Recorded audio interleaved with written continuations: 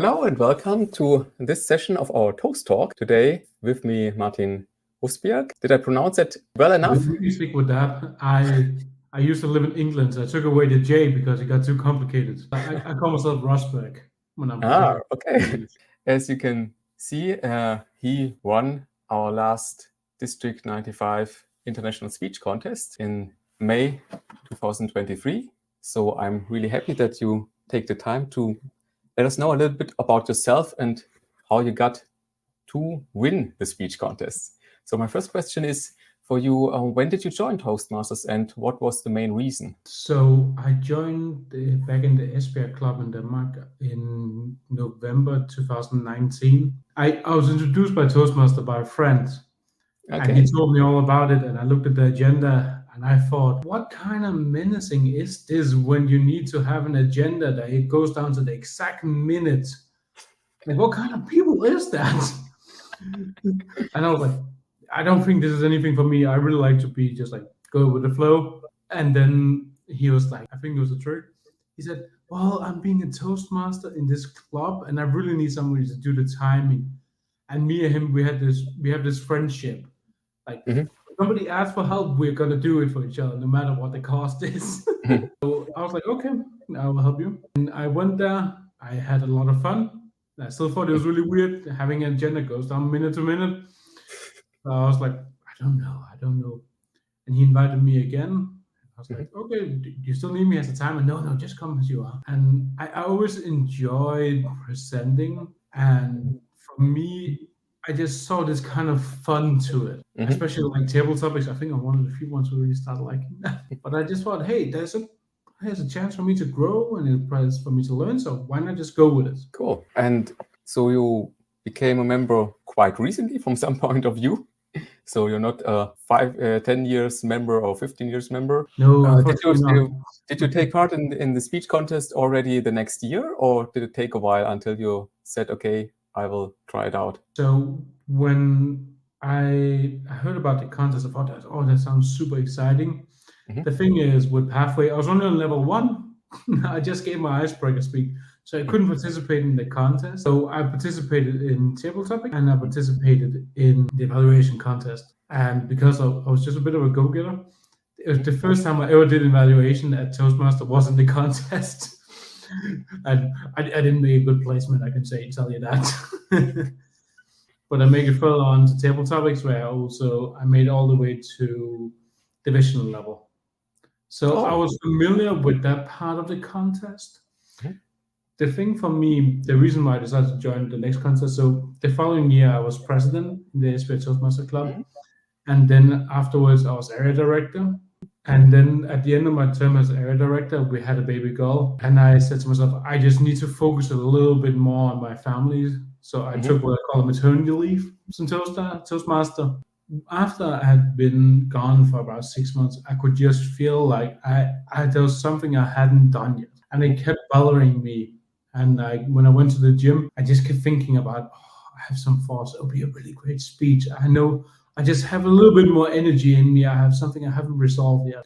I don't know if you've ever seen Rocky. He says this thing, I had a little bit in the basement. Okay.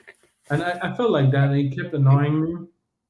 Therefore, I joined Toastmaster again with the purpose of, like, I was going to enter the contest. I was unsure if it was going to be in 2023 or if it was going to be in 2024. So I had a year to prepare. And then I had a really good Toastmaster friend who was like, why don't you just go for it? Get the practice, have some fun with it. And I was like, okay, I'm going to do it now, I guess. And I made the speech, and it's just so different, like being in a speech contest compared to just giving a speech in Toastmaster, where you have certain objectives. When you go into the contest, you need to make a speech and be like, I need to have a point. I need to make this super valuable, and I need to make it exciting, and I need to get people hooked. It's just so different than knowing okay, I need to be really good with my body language. This one is like, you're on your own, you have no objectives, you just need to give the greatest speech ever made. That's great. Lots of people are worried about the speech contest because they think, they have to become better before they even start in the speech contest. I like your attitude that you said, okay, just have some fun with it. And I think there's a lot you can learn during the speech contest. Like, for example, you said, okay, you do not focus on one thing, like on the project, like on the body language or on your vocal variety. So what did you get out of the speech contest or out of the levels of the speech contest? What is your resolution of that? For me, the really interesting thing with it, so we were two participating in the club level, and I was just off to a rough start.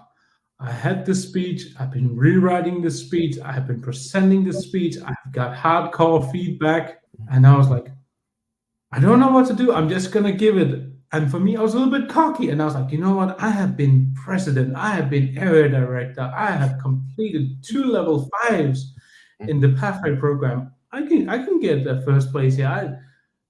I made a second place. Okay. And I was like, okay. And the person who won the first place, she was like, you got second place. I was like, I did. And for me, that was, and it really hurt my ego. And for me, I was like, okay, I am beatable. And that was the most important learning that I had throughout this entire journey was I am beatable. And if you want to proceed on in this contest, you need to be better.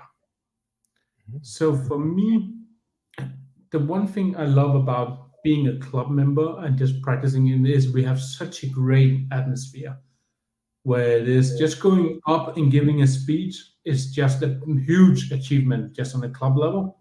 When you make it into a contest, you need to see, okay, what can I do better? What works? What doesn't work? You need to evaluate. You need to allow yourself to get critical feedback. And you need to allow yourself to be critical against yourself. Because it's not just going up and giving a speech. At this time, you're not just going to get feedback, you're going to get judged. And that's just a whole different aspect, and a whole different aspect, let's call it that. So for me, and when I made it on, like when I came to the area level contest, I was like, should I just improvise? Like I wasn't good with my club level, and I rewrote the whole speech, and I was like, I don't know what to say. And I've been practicing the club, and I was like, I gave this speech, I don't know what I. And I just feel like this is what's on my heart, and this is what I want to share. And then I had one that is really great mentor to me, Jette, from Toastmasters Club. She's like, Martin, it was a great speech that you gave at the club contest. It has so much value. Just give it again. And then I was like, okay, I need to relax. So at the area level, I relaxed more. And I was like, okay, I'm just gonna have fun again. And I tried some different things I hadn't done before, just allowing myself a little bit more, like especially like with my body language and just being more wow. So especially like when it comes to my speech, like this aspect of like I do in the beginning, like I clap the scale super loud. I did that for the first time in the area contest because I was like, okay, I need to start with a bang. How do I create a bang? This is how you create a bang. Simple and effectual. Great. So I did that, and I could see people were like, "This was a really good speech." Like I could feel it. And I got a lot of great feedback. I made a second place in the area contest, and again, I had to be reminded myself, "Okay, you did better. You're still beatable." So when it came to the divisional level, the thing is, I just feel like that's such a big step, especially like with the experienced people, because like. For me, you see often a lot of the same people going into the division because it's often more people who have a little bit more experience, also like in the professional life. Mm-hmm. I was so intimidated when it came into the division level. I thought it was such a different level, and I said, I just looked at them. I was like, I was the last one to go.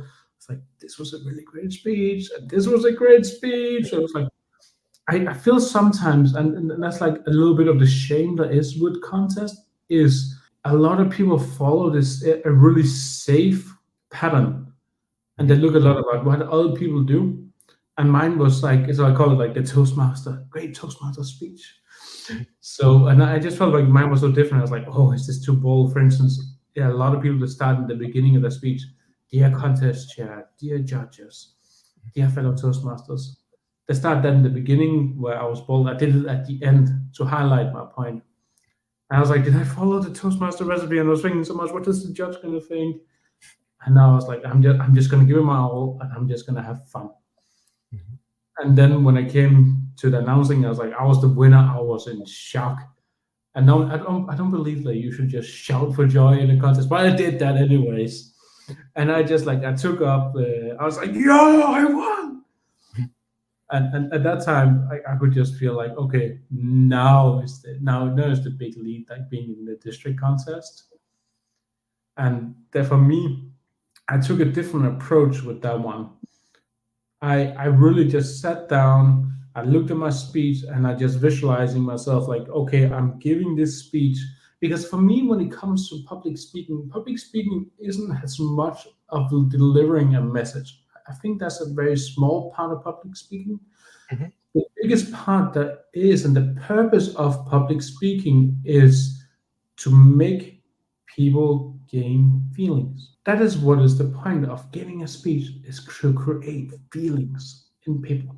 So I looked at every single line and I said, okay, when I say this line, what feeling is this gonna give people?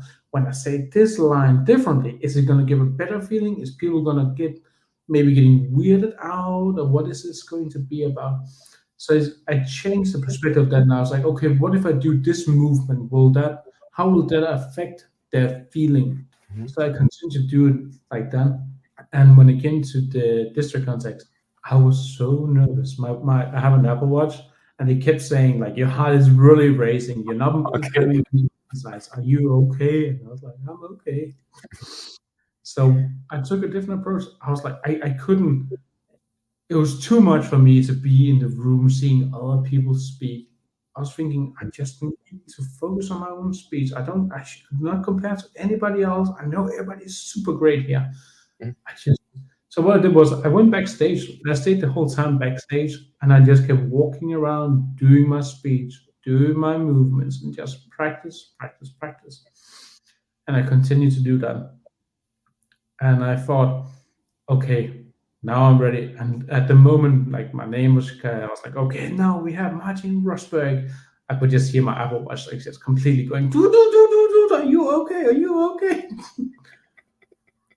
But you kept it on during the contest, or did you take it off? Or I had it like on silent mode. Okay. And I was just like, it was hard enough just being my own skin.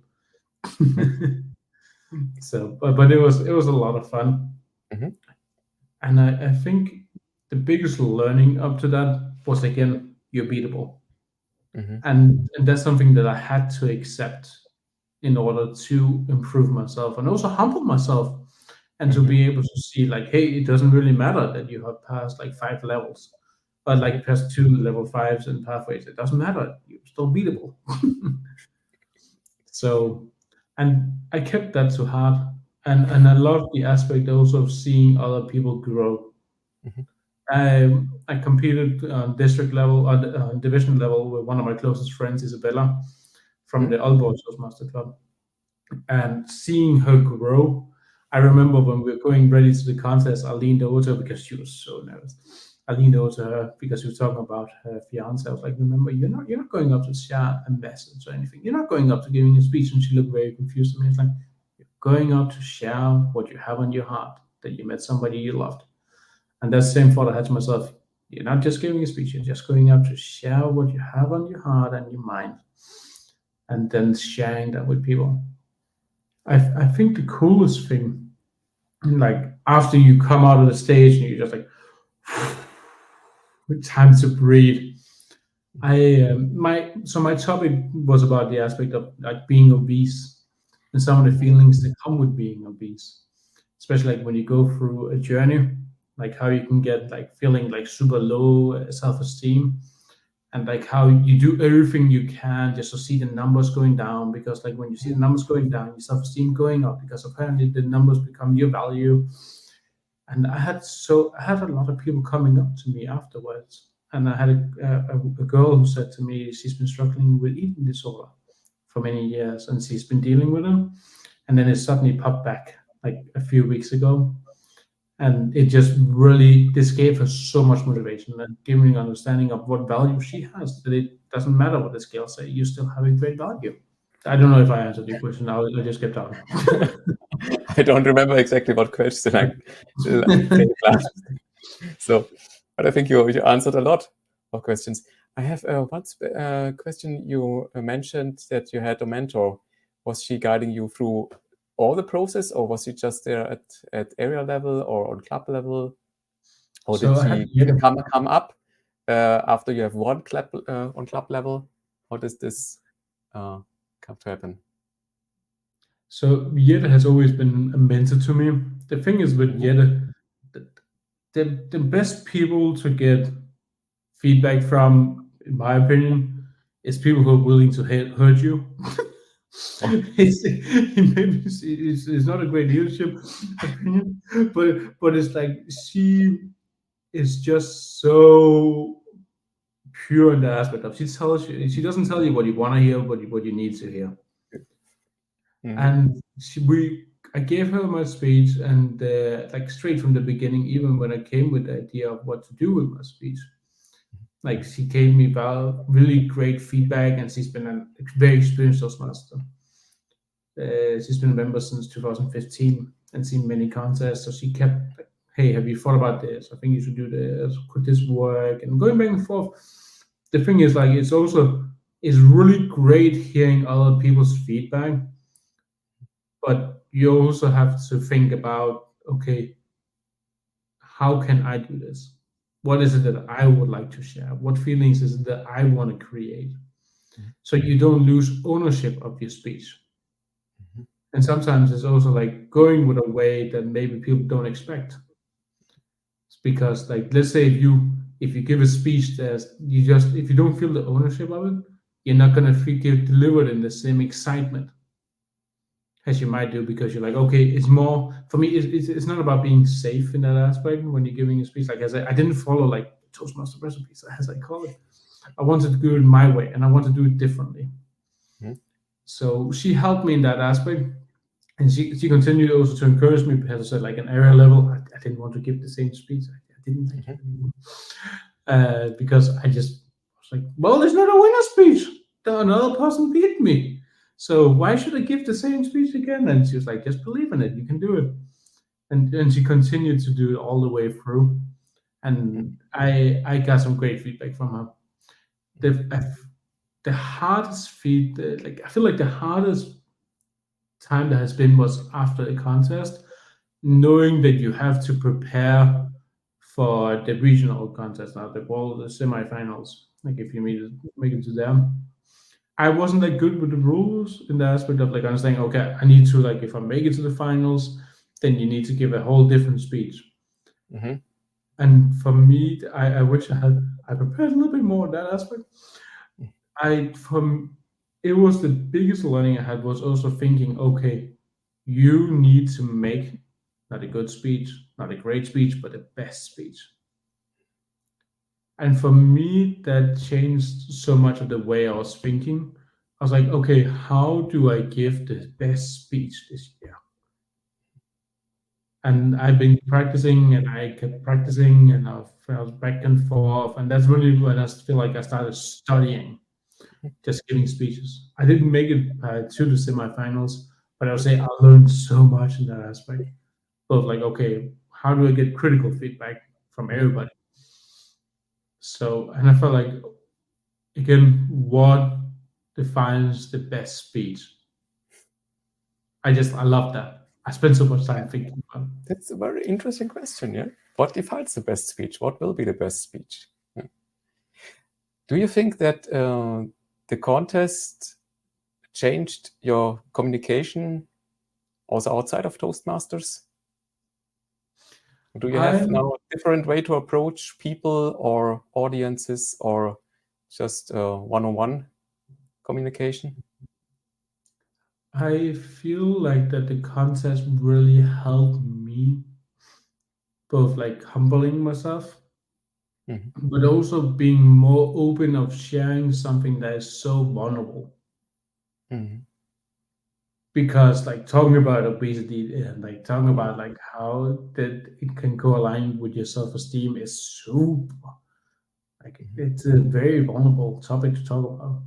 And I felt like it's helped me more when I communicate with other people who maybe have a lot of people after my weight loss have come up to me and like, hey, how did you do it? And like explaining about like, okay, like how did you do it? What was hard? And some of the feelings that is behind it. I felt like it's helped me in the communication of, instead of maybe focusing so much like on the theory, like you need to be in a calorie deficit, you need to do this, it's helped me more understand the person behind, like what feelings is that they go with through a weight loss. So I felt like it also helped me putting words through my own journey. Helped me to have the courage to share it with other people and better express myself with it. Wow.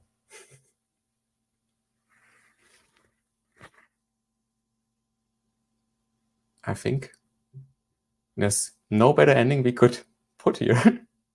So, except if you have some final words you want to share with our audience, I would say. I would say when it comes to the contest, have fun, take it seriously, learn to take feedback.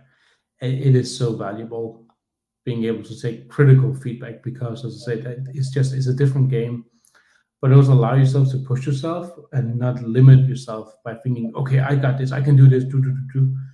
But really think about, like I say, it's not about like giving a speech, it's about constantly think about what feelings is it that you want to create. Because if you can leave them with great feelings and great excitement, that's our purpose in Toastmasters, is to create feelings. Great. Thanks a lot for your time. And and for your for your insights on your own learning and on your own experience during the contest. And I wish everyone in our audience a happy contest season on the stage or as a judge or in whichever position you take during the contest. And to those who win, this is not a bad boy. Like it's a nice one to have home in your with the blur. It looks good in the shelf. I just got to say that. That's great. All right then. Bye.